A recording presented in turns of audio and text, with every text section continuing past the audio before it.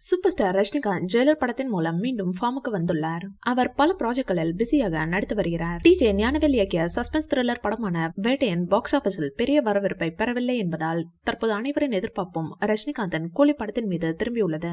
லோகேஷ் கனகராஜ் இயக்கியுள்ள இந்த படம் தங்க கடத்தலை மையமாக வைத்து எடுக்கப்பட்டுள்ளது. ரசிகர்கள் ஆவலுடன் படத்தின் ரிலீஸை எதிர்நோக்கி காத்திருக்கின்றனர். முதலில் மே தினத்தில் கூலி வெளியாகும் என்று தகவல்கள் வெளியானது. எனினும் இப்படத்தின் பணிகள் இன்னும் முடிவடையாத காரணத்தால் கூலி திரைப்படத்தின் ரிலீஸ் தேதி தீபாவளிக்கு மாற்றப்பட்டுள்ளது. பண்டிகை காலத்தில் அதிக வசூல் கிடைக்கும் என்பதால் படக்குழு இந்த முடிவை எடுத்துள்ளதாக தெரிகிறது. படத்தில் 2 பெரிய நடிகர்கள் கௌரவ கதாபாத்திரத்தில் நடித்துள்ளார்களாம். மலையாளத்தில் இருந்து மம்முட்டியும் ஹிந்தியில் இருந்து ஷாருக் கானும் நடித்துள்ளார்களாம் என்று லோகேஷ் கனகராஜ் ஹிண்ட் கொடுத்துள்ளார். நடிகர் ரஜினிகாந்தின் உடல்நிலை மற்றும் பிற காரணங்களால் சிறிது இடைவெளிக்கு பிறகு படப்பிடிப்பு மீண்டும் படக்குழு தொடங்கியுள்ளது. ரஜினிகாந்த் சார் கூலி திரைப்படத்தில் தங்க கடத்தல்காரராக நடிப்பதாக கூறப்படுகிறது.